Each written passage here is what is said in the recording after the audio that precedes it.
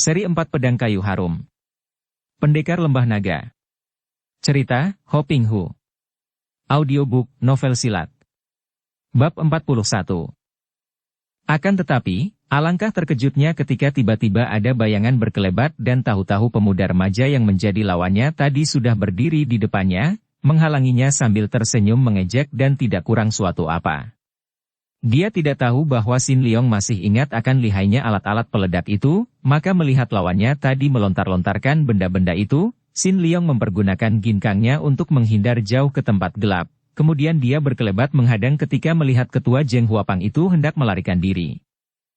"Jangan harap akan dapat lari lagi seperti dulu, Pangcu," Sin Leong berkata, dan dia merasa muak akan kecurangan ketua yang pengecut ini, yang selalu hendak meninggalkan anak buahnya dan menyelamatkan diri sendiri secara curang apabila keadaan berbahaya baginya, sama sekali tidak patut dilakukan oleh seorang ketua yang tidak memperdulikan keadaan anak buahnya. Akan tetapi melihat pemuda yang luar biasa itu sudah menghadangnya, Gak Songkam yang semakin panik itu menubruk dengan pedangnya, mengirim serangan maut dan nekat karena dia maklum bahwa kalau dia tidak dapat segera melarikan diri dan pangeran yang sedang mengamuk itu turun tangan pula, tak mungkin lagi dia menyelamatkan diri. Melihat serangan yang dilakukan dengan nekat ini, Sin Leong lalu merendahkan tubuhnya dan dari samping lengannya mengibas. Serangkum hawa yang luar biasa kuatnya menyambar dan langsung menyerbu dada ketua Zheng Huapang itu. Gak Songkam mengeluh, pedangnya terlepas dan dia terpelanting, roboh pingsan. Kiranya Sin Leong telah menggunakan lagi sebuah jurus cap saciang yang ampuh itu, dan akibatnya, baru terkena angin pukulannya saja lawan telah terpelanting dan roboh pingsan. Memang sama sekali tidak terkandung niat di hati Sin Leong untuk membunuh orang, maka dia pun tidak melanjutkan serangan dan hanya memandang kepada tubuh lawan yang tak bergerak itu. "Hahaha, bagus. Leong Te, engkau telah berhasil merobohkannya." Terdengar suara Han Hou bersorak dan Sin Leong melihat tubuh kakak angkatnya itu berkelebat, lalu sinar pedang menyambar ke arah leher ketua Zheng Huapang yang masih pingsan. "Houko, jangan!" teriaknya. Akan tetapi dia memejamkan mata melihat darah muncrat-muncrat dan kakak angkatnya itu telah memegang kepala yang buntung itu pada rambutnya, mengangkatnya tinggi-tinggi sambil tertawa-tawa. Semenjak tadi, para anak buah Zheng Huapang memang sudah gentar dan panik. Melihat betapa pasukan obor roboh semua oleh Sin Leong, disusul robohnya Sute dari ketua mereka oleh Han Hou yang kemudian mengamuk dan merobohkan banyak kawan mereka, para anak buah Zheng Huapang itu sudah menjadi ketakutan.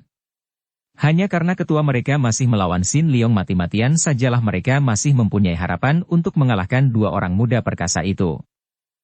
Akan tetapi, begitu Gak Songkam roboh dan tewas, kepalanya dijambak dan diangkat oleh pangeran itu, nyali mereka terbang dan dengan ketakutan sisa anak buah Zheng Huapang itu lalu melarikan diri dari tempat itu.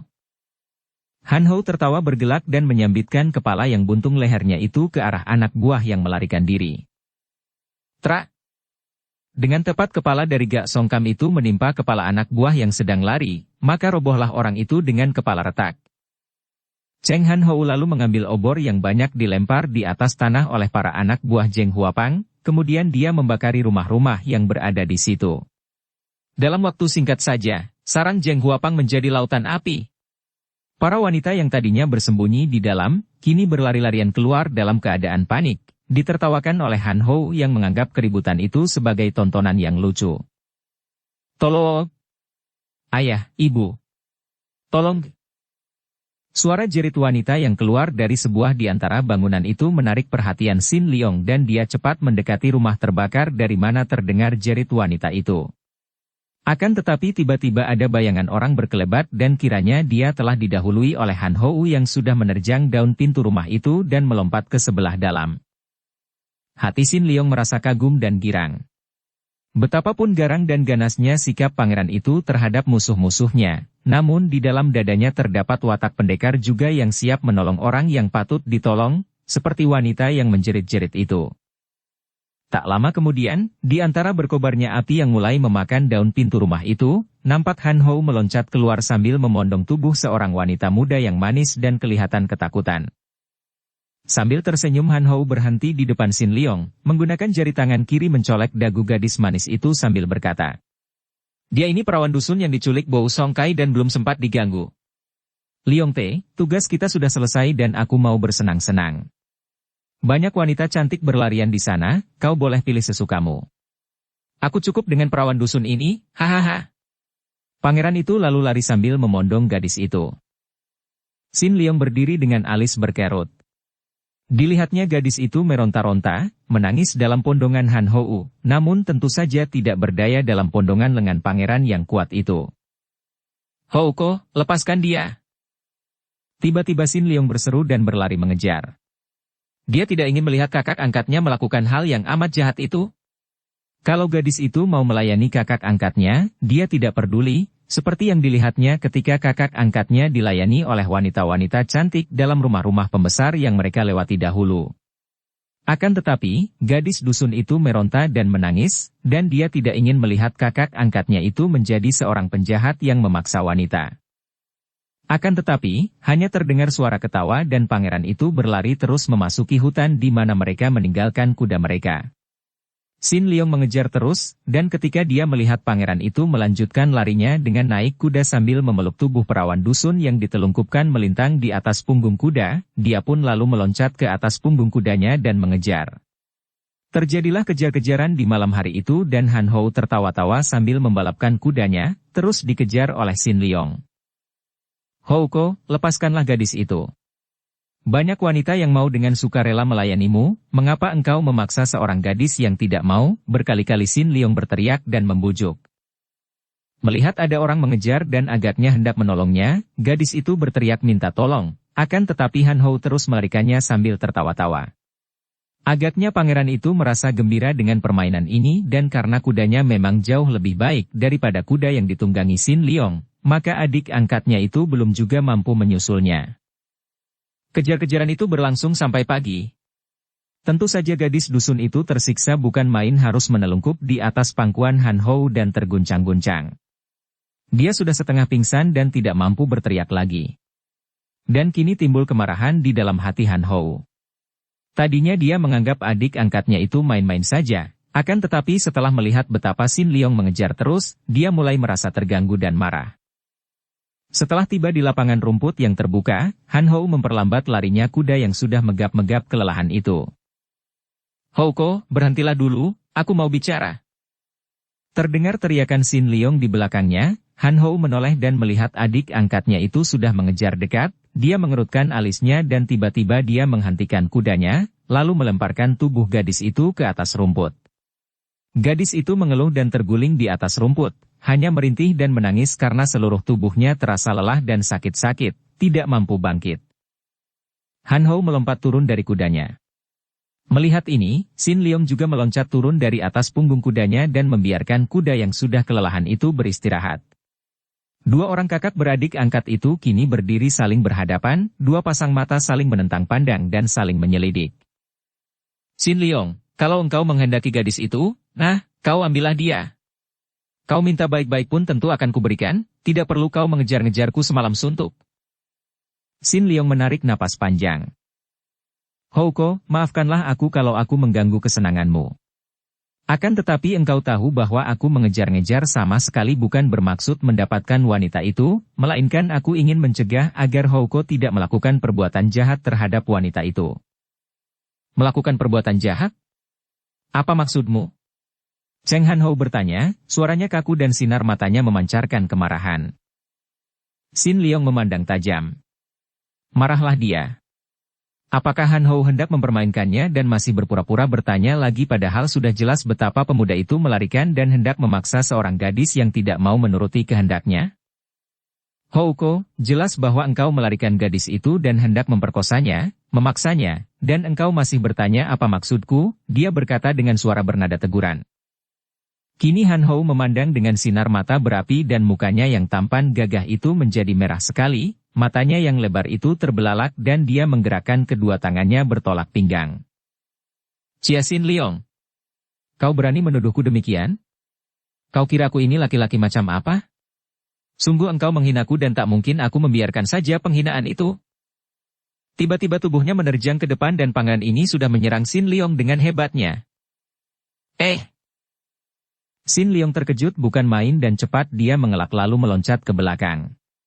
Akan tetapi, Han Hou yang sudah melanjutkan serangannya dengan tendangan berantai, tendangan Soan Hong Tui yang bertubi-tubi karena kedua kakinya bergerak seperti angin puyuh, bergantian menyambar dengan amat kuat dan cepatnya.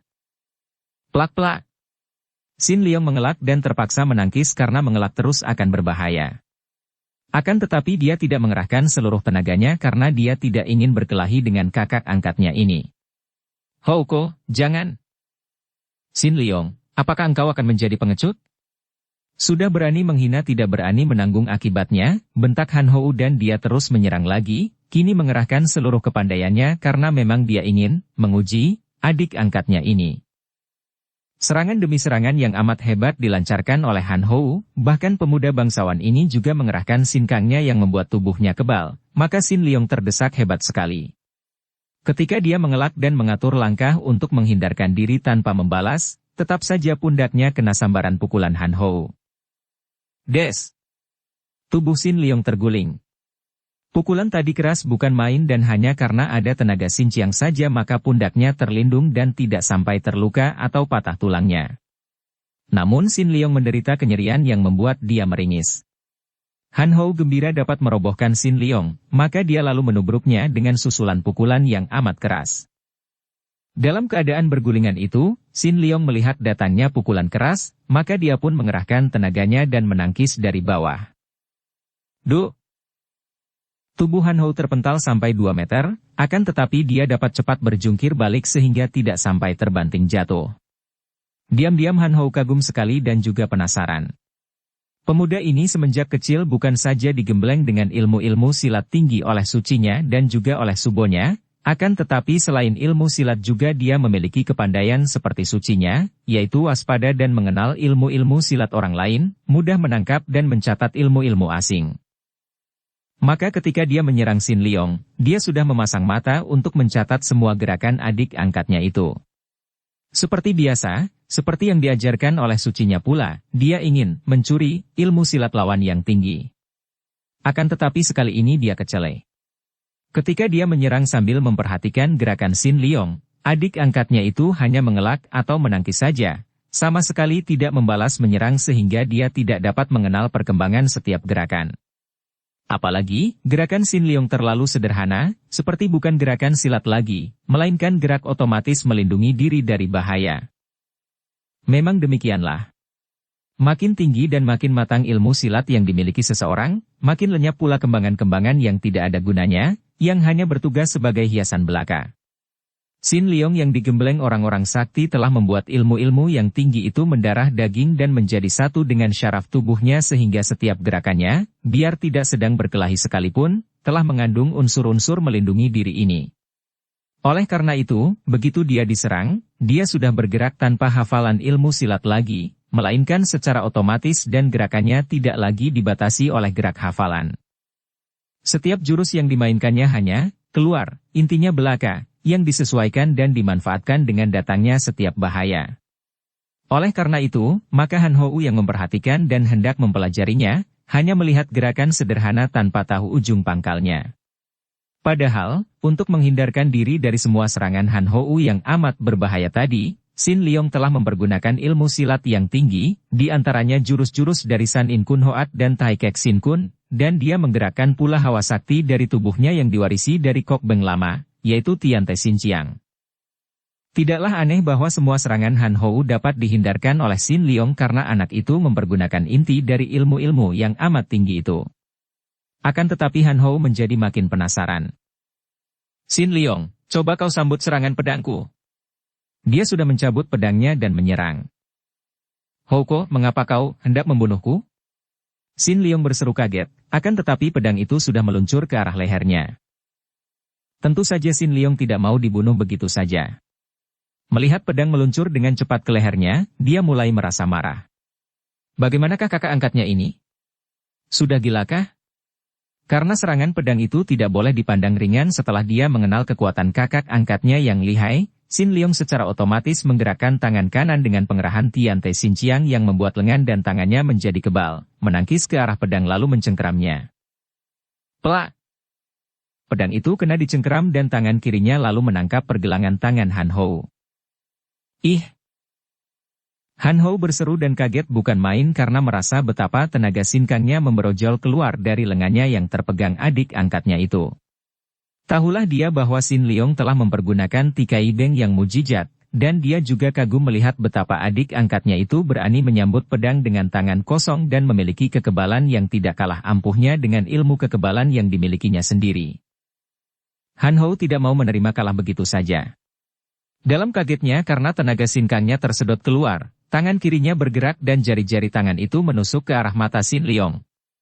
Mata merupakan bagian tubuh yang tentu saja tidak mungkin dibikin kebal, maka serangan ini amat mengejutkan Sin Leong yang terpaksa melepaskan pedang dan lengan lawan, melangkah mundur sambil mengelak dengan miringkan kepalanya. Akan tetapi Han Ho benar-benar hebat. Baru saja pedang dan tangannya terlepas, dia menyusuli tusukan jari tangan ke arah mata tadi dengan tusukan pedang ke arah pusar dan tangan kirinya mencengkeram dengan ganas sambil mengerahkan tangan sehingga dari telapak tangan kiri itu mengepul uap hitam. Itulah pukulan beracun semacam Hek Tok Chiang, tangan racun hitam, yang mengeluarkan uap hitam. Bau uapnya itu saja sudah cukup untuk merobohkan atau membuat pening lawan, apalagi pukulannya sendiri. Diserang seperti itu, Sin Leong kembali terkejut dan dia harus mengakui bahwa Han Ho merupakan lawan yang luar biasa lihainya dan kalau dia tidak segera mengeluarkan ilmu simpanannya, jangan-jangan dia akan celaka di tangan kakak angkatnya. Maka dia meloncat ke belakang dan ketika kakaknya mendesak, dia merendahkan tubuhnya, kedua tangannya bergerak aneh, mendorong ke depan. Bruk! Tubuh Han Ho terbanting cukup keras sehingga dia menjadi pening. Dia hanya dapat bangkit duduk dan memejamkan mata sambil mengguncang-guncang kepalanya karena bumi seperti terputar di sekelilingnya. Houko, maafkan aku. Sin Leong cepat menghampiri.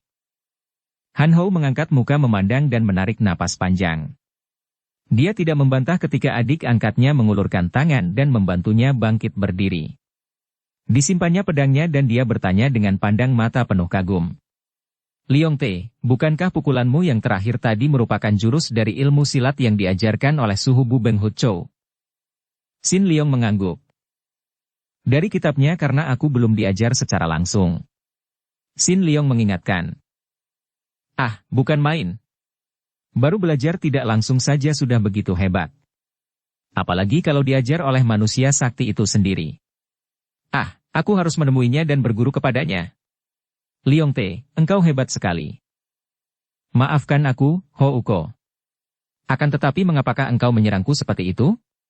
Sin Leong bertanya, nadanya menegur. Han Ho memandangnya lalu tersenyum. Aku ingin mengujimu, adikku. Dan pula, mengapa engkau menghinaku dan menuduhku yang bukan-bukan? Kau menuduhku hendak memaksa dan memperkosa wanita. Sin Leong menengok dan melihat gadis itu sudah duduk dengan muka pucat, mata terbelalak dan kelihatan takut sekali. Sejak tadi dia tidak berani bergerak, hanya duduk dan melihat perkelahian itu. Akan tetapi, mengapa engkau melarikan gadis itu? Han Ho menoleh ke arah gadis itu dan tersenyum lebar. Kau kira aku ini orang apa? Aku adalah Pangeran Ogut Hai, lupakah engkau, adikku? Memperkosa wanita? Ah, apa perlunya? Semua wanita akan suka sekali melayaniku, mengapa harus memperkosa? Betapa hina dan rendahnya. Tapi dia itu tidak mau dan berteriak-teriak, Sin Leong berkata bingung. Karena gelap dan karena dia tidak tahu aku siapa. Disangkanya aku sama dengan si laknat Bo Usongka yang menculiknya. Kau lihat saja, adikku, dan coba buktikan apakah aku memperkosa wanita atau bukan. Setelah berkata demikian, Han Ho lalu mengebut-ngebutkan pakaiannya, memakai kembali topinya yang tadi terjatuh, kemudian dengan langkah lembut dia menghampiri gadis yang masih duduk di atas rumput. Melihat pemuda tampan bertopi indah itu menghampirinya, gadis itu memandang dengan mata terbelalak. Baru sekarang dia melihat betapa orang yang semalam melarikannya itu ternyata adalah seorang pemuda yang demikian tampan dan gagahnya. Sama sekali tidak disangkanya hal ini maka dia terheran-heran, juga hatinya ragu-ragu dan masih takut-takut. Han Ho tersenyum manis dan memang wajah pangeran ini amat tampan dan sikapnya halus serta gagah. Dia menggunakan bahasa daerah, dengan lembut dia lalu berkata kepada gadis dusun itu. Nona, aku telah menolongmu dari rumah terbakar, membebaskanmu dari tangan penjahat-penjahat kejam, mengapa engkau malah meronta-ronta dan menangis semalam suntuk sehingga saudaraku ini mengira yang bukan-bukan? Suara itu halus dan dengan muka manis sehingga Dara itu kehilangan rasa takutnya.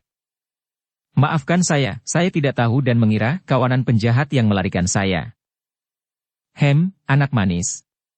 Engkau tidak tahu siapa aku maka kau mengira aku seorang jahat? Coba pandang wajahku dengan teliti. Apakah engkau tidak pernah mendengar tentang Pangeran Oguthai? Dara itu terbelalak dan memandang wajah pangeran itu dengan takjub. Pangeran. Akulah Pangeran Oguthai, putra Raja Sabutai. Ah, ampunkan hamba, pangeran, dan gadis dusun itu segera menjatuhkan diri berlutut sampai hampir menelungkup di atas tanah, di depan kaki pangeran itu. Han Hou tersenyum dan menoleh ke arah Sin Leong yang hanya memandang dengan penuh perhatian. Bangunlah, manis. Aku tidak ingin melihat pakaian dan wajahmu yang manis itu kotor oleh tanah. Bangunlah, aku mengampunimu. Gadis itu bangun dan masih berlutut, lalu menengadah, wajahnya berseri dan bertambah manis. Ah, terima kasih, pangeran. Sikapnya berubah sama sekali, kini sama sekali tidak lagi kelihatan takut, bahkan tersenyum manis sekali. Manis, engkau cantik dan aku suka padamu. Kalau aku minta padamu agar engkau suka melayaniku, karena aku cinta padamu, apakah engkau akan menolak? Wajah yang berseri itu seketika menjadi merah sekali dan wajah itu menunduk kelihatan malu-malu akan tetapi bibirnya tetap tersenyum. Gadis itu menggeleng kepala karena rasa malu membuat dia sukar untuk menjawab dengan mulut. Bagus, kata Han Hou sambil tertawa dan mengangkat bangun gadis itu.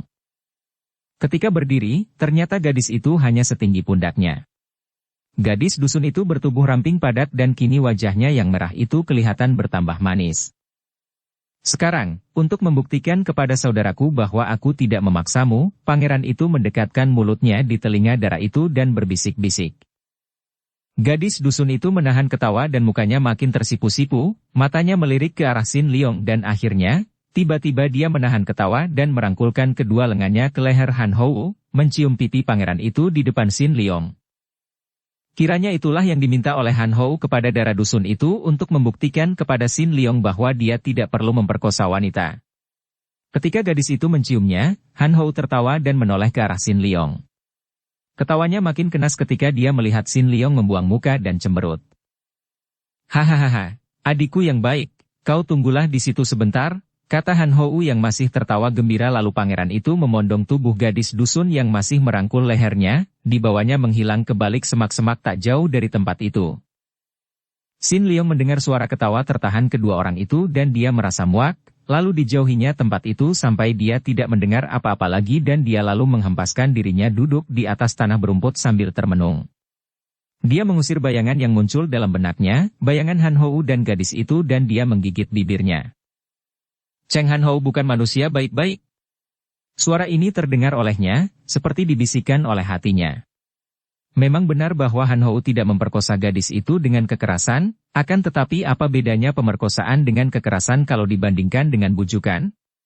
Gadis itu memang tidak menyerahkan diri karena paksaan, akan tetapi menyerahkan diri karena silau oleh kedudukan dan ketampanan yang akhirnya toh sama juga.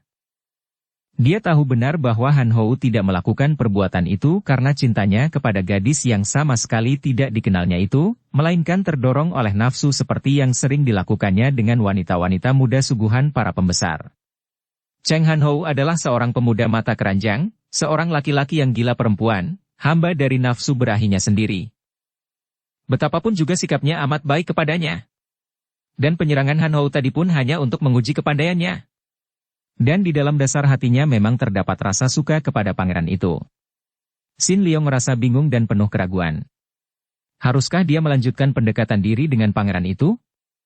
Ataukah seharusnya dia cepat meninggalkannya? Kesenangan atau kenikmatan, yaitu perasaan menikmati kesenangan, adalah berkah yang dimiliki setiap manusia. Namun, berkah ini berubah menjadi sumber kesengsaraan kalau kesenangan sudah mencengkeram dan memperbudak kita. Suatu peristiwa apapun dapat mendatangkan sukacita, mendatangkan kebahagiaan pada saat itu juga. Akan tetapi kalau pikiran kita mencatat pengalaman itu, mengingatkan dan menginginkan terulangnya kembali pengalaman penuh nikmat itu, maka sukacita itu berubah menjadi kesenangan yang dikejar-kejar dan setelah kita menjadi pengejar kesenangan, muncullah pelbagai konflik dan terseretlah kita ke dalam kesengsaraan. Memang selera manusia berbeda-beda, tergantung dari lingkungan hidup dan pendidikan masing-masing. Setiap orang manusia merasa benar dalam pengejarannya masing-masing terhadap sesuatu yang dinamakan cita-cita, yang dianggap benar dan akan mendatangkan kebahagiaan hidup.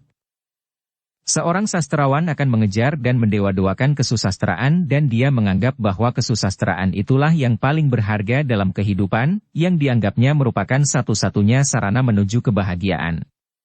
Seorang ahli silat akan mengejar-ngejar ilmu silat dan menganggap ilmu silat sebagai satu-satunya hal yang terpenting dalam kehidupan. Seorang hartawan akan mengejar-ngejar harta dan menganggap bahwa hanya hartalah yang akan dapat membahagiakan kehidupan manusia. Seorang pembesar akan mengejar kedudukan atau nama yang dianggapnya terpenting di dunia ini. Seorang pendeta akan mengejar-ngejar kedamaian batin, dan sebagainya lagi. Semua pengejaran itu, biar diselimuti dengan nama apapun, yang rendah atau yang tinggi, yang hina atau yang agung, pada hakikatnya adalah sama saja. Segala sesuatu yang dikejar-kejar dan diinginkan, atau merupakan suatu hal yang dianggap akan mendatangkan kesenangan, baik kesenangan lahir maupun kesenangan batin yang sesungguhnya sama saja, bagi si pengejar. Dan karena pandangan setiap orang pengejar terhadap kesenangan itu berbeda-beda, tergantung dari keadaan dirinya yang dibentuk oleh lingkungan dan pendidikan, maka semua pengejaran kesenangan dalam berbagai bentuk itu hanyalah merupakan perpecahan. Yang dikejar-kejar itu hanya merupakan sebagian saja dari kehidupan, sebagian yang dipentingkan. Oleh karena itu, akhirnya akan mendatangkan kekecewaan karena tanpa yang lain-lain, maka satu yang dikejarnya itu takkan lengkap. Si pengejar uang, biarpun berhasil menumpuk uang banyak, namun kalau tidak memiliki kesehatan, akan merasa kecewa dan sengsara. Si kaya dan sehat, kalau merasa rendah kedudukannya dan tidak terpandang, akan merasa kecewa juga. Demikianlah, pengejaran selalu menimbulkan pengejaran akan suatu yang lain dan tidak akan ada habisnya sebelum kita mati. Kita akan menjadi hamba dari keinginan ini, selama hidup mengejar-ngejar apa yang kita anggap akan membahagiakan kehidupan kita, seperti mengejar bayangan sendiri yang takkan mungkin pernah dapat tertangkap.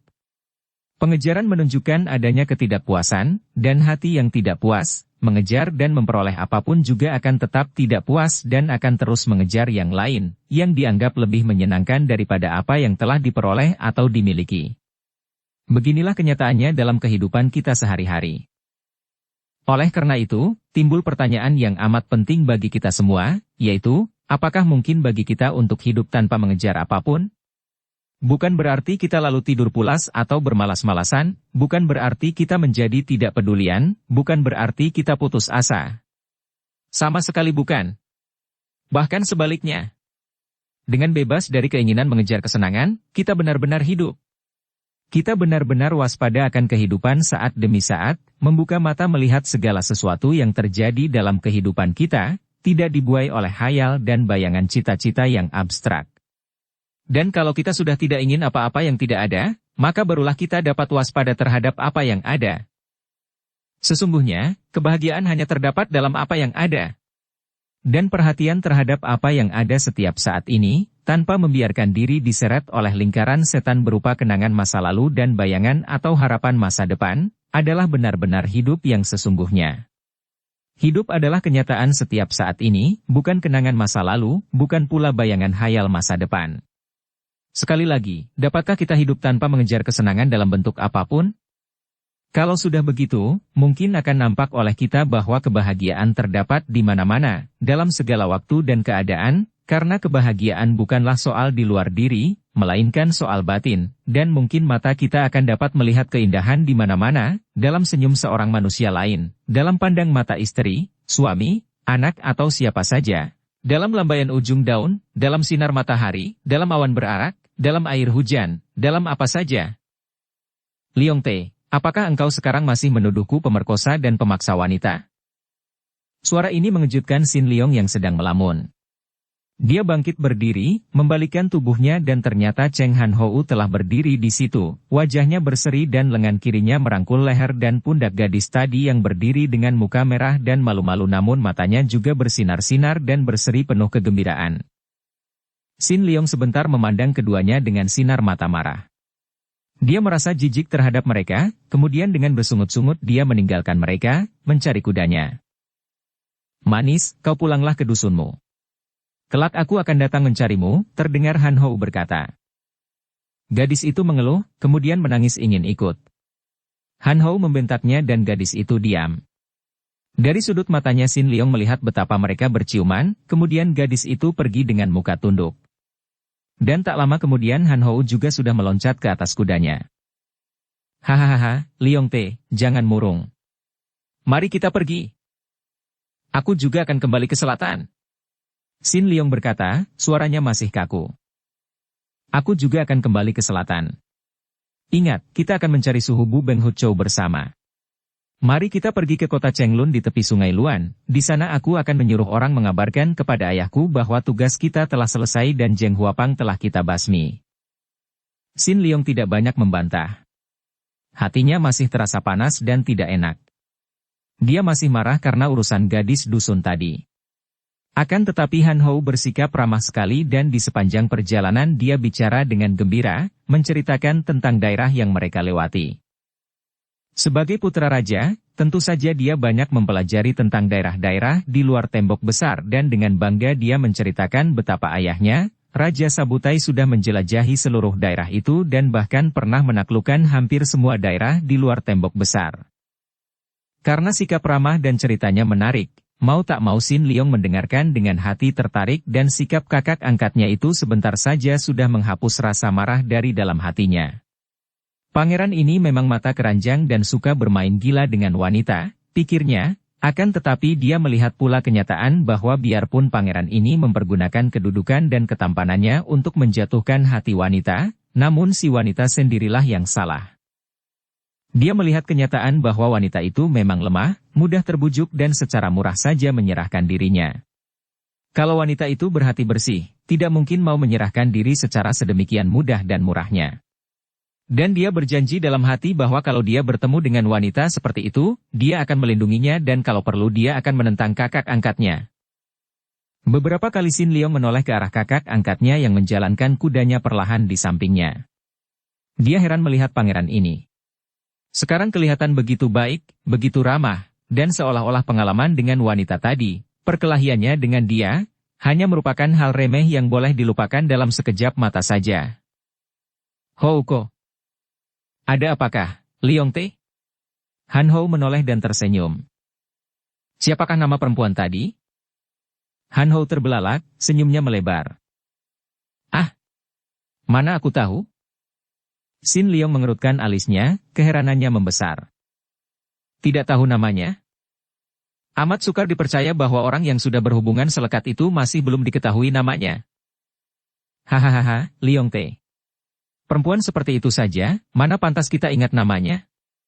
Di dunia ini terdapat laksaan perempuan seperti itu, yang menyerah dengan mudah karena bangga melayani kita. Kalau kita memperhatikan mereka, wah, kiranya tidak ada apa-apa lagi yang dapat kita pikir karena sudah penuh dengan nama-nama mereka. Hahaha. Dia tidak ada harganya untuk diingat. Tapi, dia seorang gadis, dan kau janjikan dia suruh menanti di dusunnya. Kembali pangeran itu tertawa bergelak. Wah, adikku yang baik. Engkau sungguh hijau, jujur dan masih polos benar-benar. Kalau aku tidak muncul dalam waktu beberapa bulan saja, dia, gadis seperti itu, tentu sudah memperoleh penggantiku. Sin Leong, apakah benar-benar engkau tidak suka kepada wanita? Sin Leong mengerutkan alisnya, masih terlalu kaget dan terheran mendengar keterangan kakak angkatnya. Pangeran ini menganggap hubungan antara pria dan wanita sedemikian remehnya. Kemudian pertanyaan terakhir itu mengejutkannya dan kembali wajahnya menjadi merah. Aku bukannya tidak suka atau suka, akan tetapi jelas aku tidak akan melakukan perbuatan seperti yang kau lakukan itu, Houko, katanya tegas dan dia menyuruh kudanya lari congklang. Han Hou tertawa bergelak dan mengejar. Kota Chenglun adalah sebuah kota di tepi sungai Luan yang berada di sebelah utara Peking dan berada di luar tembok besar. Kota ini cukup ramai dan kota ini pernah diduduki pasukan Raja Sabutai, bahkan dijadikan benteng ketika raja ini memimpin pasukannya untuk menyerbu ke dalam tembok besar di selatan. Biarpun kini daerah itu dikepalai oleh pasukan liar dari bangsa nomad lain yang bersahabat dengan pemerintah kerajaan Beng Tiao pada waktu itu, Akan tetapi suku bangsa ini pun masih tunduk akan kekuasaan Raja Sabutai yang amat kuat dan yang merupakan bahaya lebih dekat dan lebih besar bagi suku bangsa itu daripada bahaya yang datang dari tembok besar. Inilah sebabnya maka ketika Pangeran Oguthai atau Cheng Han Ho bersama Sin Leong tiba di kota Chenglun, dan para pembesar setempat mengenal pangeran ini, dua orang muda itu disambut dengan hormat dan meriah. Apalagi ketika Cheng Han Ho membuktikan dirinya sebagai seorang pangeran kerajaan Beng, dan dapat memperlihatkan tanda kekuasaan yang diperolehnya dari Kaisar Beng yang baru, maka semua orang makin menyembah-nyembahnya. Kembali Sin Leong melihat dengan hati tidak senang betapa kakak angkatnya itu bersikap congkak dan tinggi hati, menganggap pihak tuan rumah, yaitu para pembesar seperti anak buah saja, dan anehnya, yang diperlakukan seperti itu malah kelihatan senang dan menjilat-jilat. Lebih lagi ketika mereka berdua dijamu dengan hidangan yang serba mewah dan dilayani makan minum oleh sekumpulan gadis-gadis cantik. Sin Leong merasa sungkan, malu dan juga muak. Sejak kecil dia sudah hidup bebas dan seadanya, sederhana namun kebebasannya mendatangkan rasa nikmat dan bahagia yang luar biasa. Maka kini, keadaan yang mewah dan dikurung kesopanan dan peraturan yang memuakkan hatinya itu, tentu saja dia merasa tidak enak dan tidak senang. Bagi Sin Leong yang berjiwa bebas, kebebasan yang diperolehnya karena keadaan hidupnya di waktu kecil, tentu saja nampak tidak menyenangkan dan merepotkan malah, semua peraturan dan sopan santun, semua kebudayaan yang jelas kelihatan amat palsu olehnya itu. Memang, kalau kita mau membuka mata dan melihat apa adanya, akan nampak oleh kita betapa kita ini hidup di alam kepalsuan. Sikap kita, senyum kita, ucapan-ucapan kita, semua itu terkendali, semua itu munafik dan palsu, tidak sewajarnya, semua itu demi kesopanan. Sopankah sikap yang dibuat-buat itu? Kalau kita bicara dengan orang lain, terutama kalau kita bicara dengan orang yang lebih tinggi kedudukannya daripada kita, atau lebih kaya, atau lebih pintar menurut anggapan kita, maka otomatis muncullah kepalsuan kita, senyum kita, pandang mata kita, kata-kata kita, semua itu disesuaikan dalam pertemuan itu dan kita menjadi manusia lain, yang berbeda dengan pembantu kita, dengan keluarga kita dan sebagainya. Sopan santun pura-pura dan palsu. Beginikah kebudayaan kita? Beginikah peradaban kita? Betapa menyedihkan kalau kita namakan kebudayaan, peradaban itu hanya merupakan kepintaran berpura-pura belaka, pandai bermanis selagi perasaan sepahit-pahitnya, pandai menghormat dan bersikap sopan selagi hati menghina dan membenci. Dan kita telah terdidik semenjak kecil untuk berpura-pura seperti itu? Semenjak kecil kita dijejali pelajaran-pelajaran bagaimana harus bersikap sebagai seorang sopan, sebagai seorang berbudaya, terpelajar dan sebagainya. Kita tidak pernah diperkenalkan kepada apa yang dinamakan kesopanan itu, dalam arti kata menyelami, mendalami, mengerti dan menghayati, bukan sekedar sikap lahiriah yang pura-pura belaka. Kalau sudah ada rasa hormat dalam batin kita terhadap sesamanya, rasa hormat yang timbul bukan karena pura-pura, bukan karena penjilatan, melainkan rasa hormat yang dengan sendirinya muncul di mana terdapat cinta kasih terhadap sesama. Kalau sudah ada rasa cinta seperti itu di dalam batin kita, maka segala kepura-puraan itu, segala kesopanan hampa, segala kemunafikan, akan sirna dan hubungan antara manusia akan menjadi lain sama sekali. Kalau segala kepalsuan itu sudah tidak ada, dan kalau hubungan antara manusia didasari cinta kasih, maka barulah akan benar-benar ada hubungan itu.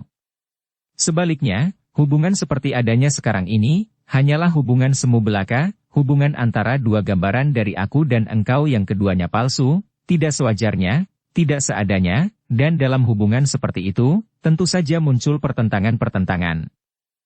Ketika Han Ho minta kepada pembesar kota Chenglung untuk menyampaikan laporannya kepada Raja Sabutai tentang hasilnya membasmi Zheng Huapang, pembesar itu terkejut bukan main, akan tetapi tergopoh-gopoh dia lalu mengutus pasukan kecil untuk menyampaikan berita itu ke utara.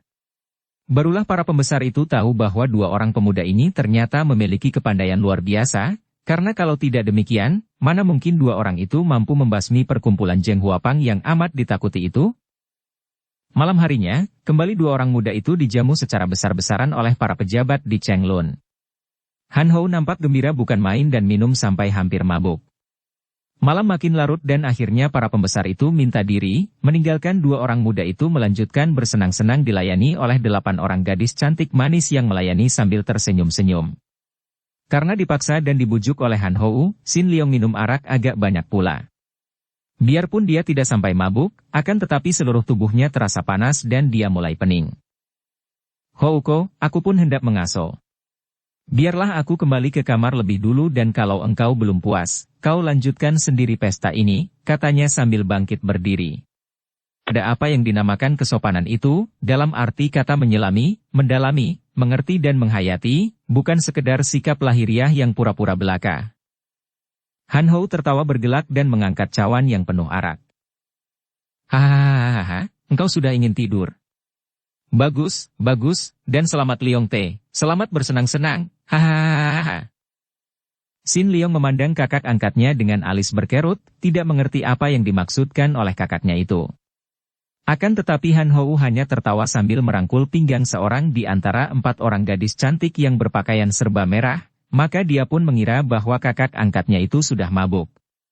Dia tersenyum, menggeleng kepala lalu membalikkan tubuhnya meninggalkan ruangan itu untuk pergi ke kamar yang sudah disediakan untuknya. Dia tidak tahu bahwa 4 orang yang berpakaian serba hijau, saling pandang, tersenyum lalu mereka pun membayanginya dari jauh. Karena terlalu banyak minum, Sin Liong segera melemparkan tubuhnya ke atas pembaringan tanpa membuka pakaian atau sepatunya. Kepalanya terasa pening dan tubuhnya panas. Tiba-tiba dia terkejut karena biarpun dia pening dan mengantuk, namun pendengarannya masih tajam sekali dan sedikit gerakan di pintu itu cukup membuat dia terkejut dan menoleh. Dia terbelalak heran ketika melihat 4 orang gadis berpakaian serba hijau yang tadi melayaninya makan minum, kini memasuki kamarnya itu dan gadis terakhir menutupkan pintu kamar. Mereka itu tersenyum-senyum memandang kepadanya dengan sikap amat genit. Bersambung ke bab 42. Dukung kami dengan subscribe, follow, like, komen dan share. Terima kasih.